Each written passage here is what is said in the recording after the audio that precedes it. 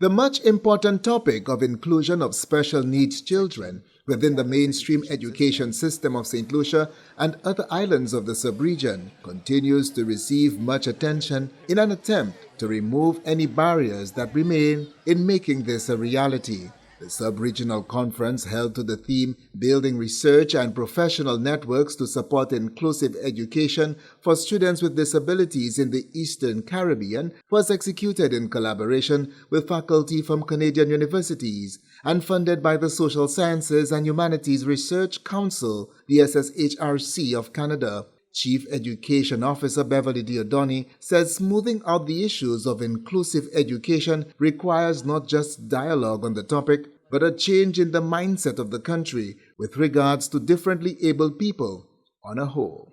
When we speak of inclusive education, we are really looking at our students who are differently abled, who learn differently, taking these students and really bringing them into our mainstream classrooms. These classrooms where we think our boys and girls are normal students and they learn in the normal way.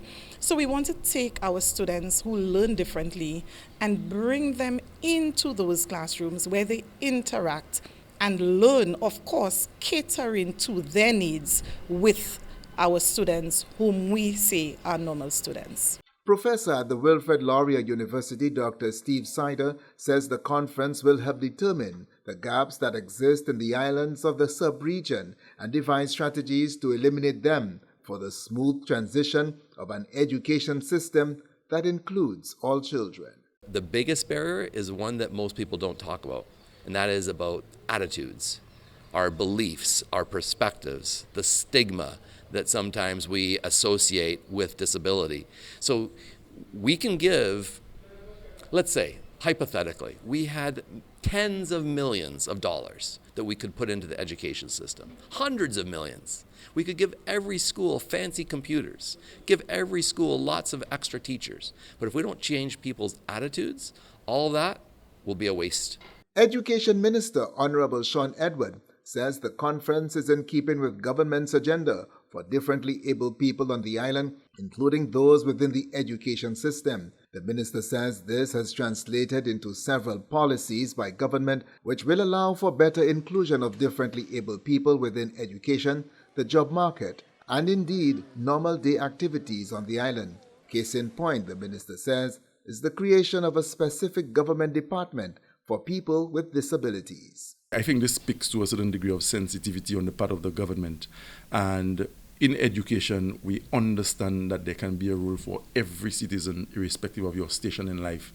And it's up to us as government, as agencies of government, to program in ways that can cause people to reach their full potential and to make meaningful contributions to society and to the advancement of our country. And the students in our school system who have special needs, they will not be left behind. We will work with them, we will put the resources forward, we will ensure that we get the requisite equipment and devices to give them the best possible opportunity to maximize their potential, thereby making a contribution to the advancement of Saint Lucia. The Department of Education, Innovation and Vocational Training is currently in the throes of putting a comprehensive special needs education policy document with support from the Caribbean Development Bank. Once the full participation of all relevant stakeholders has been administered, the document will then be taken to Cabinet for approval. From the Communications Unit of the Department of Education, Innovation and Vocational Training, I am Chris Satney reporting.